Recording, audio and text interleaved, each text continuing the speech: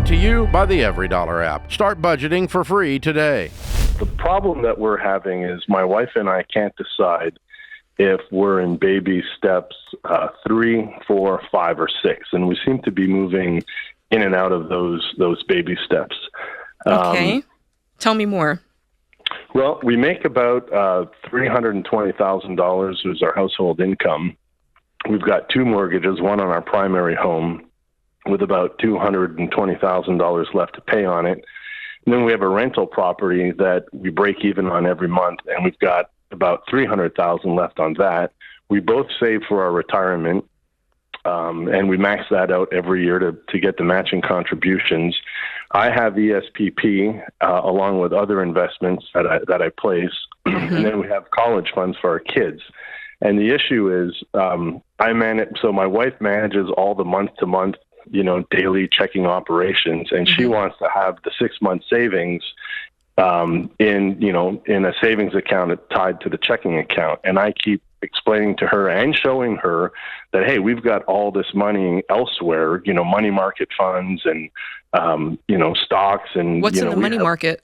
The money market has about 100,000 in there. Okay. Would you say that that's more than 6 months of expenses?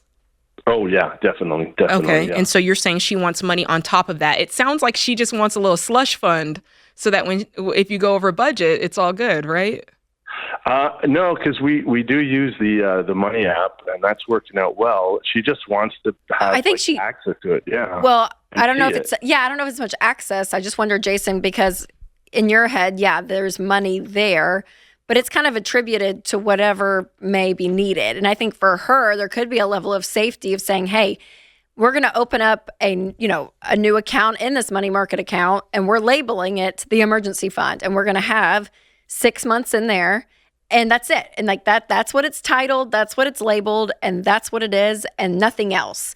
Because when you start to say, because I could even feel that, there's money here or there, and there's some stocks, and it's like, okay, but how can I get to it if we really need it? I think it's more of a security thing for her. And I think that level of organization too is really healthy and good. And so what you could do, Jason, seriously, and this is what we tell people, for your emergency fund, it's its own account. It's over here. You don't touch it unless you need it, but it's designated specifically for that. And would that help her, do you think? If you just say, we're going to take some of this 100,000, have another account, we're not touching it, but it's here if we need it.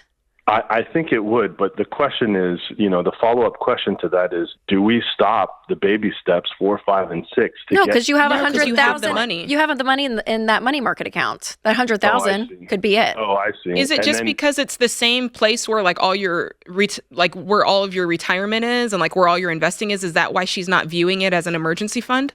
That's right. Yeah.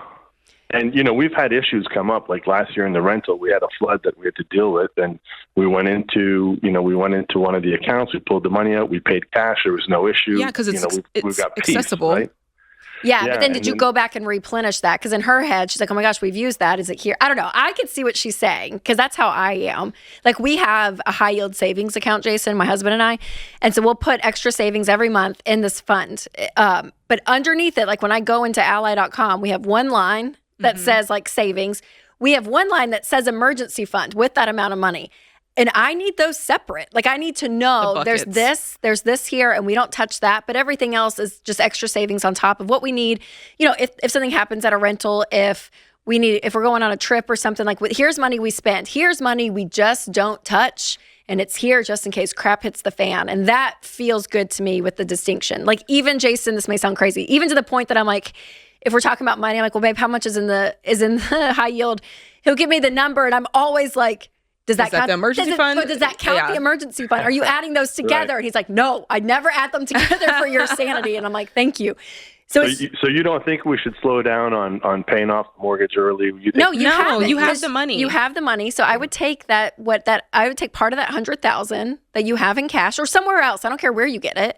And get a 6-month emergency fund in a new account and label it emergency fund. And I think that will ease her tension. I really do. I think that's what I would do. Okay. That's what I would want personally. I just want to make sure we're covering this because the screen says we can't save up an emergency fund. And is there something we're missing here? Is it just as simple as relabeling this money?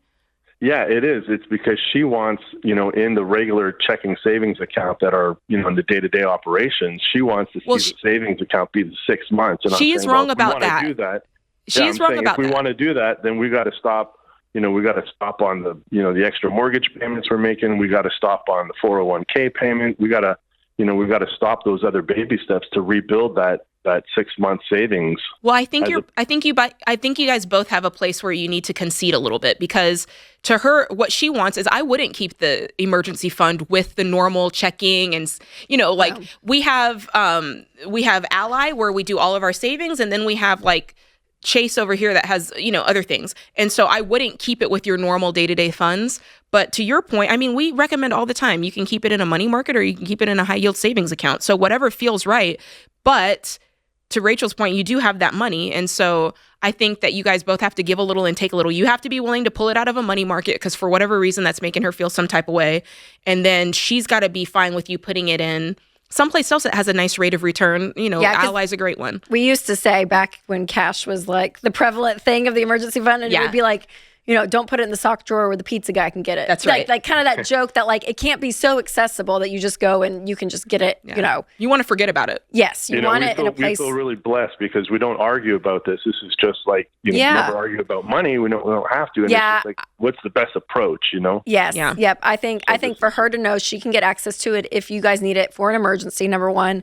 And number two, for her, just peace of mind that there's extra money over here. It's for this. It's not going to get tied up in some stock deal that you're doing, Jason, here. That right? Like it's like there's a level of like, that's for the emergency fund and we don't touch it. And I think okay. Now one quick question. Now, do you pay off your primary first or your rental first? Primary. The baby things? Primary. Okay. I want the place where you guys lay your head at night to be completely debt-free and peaceful.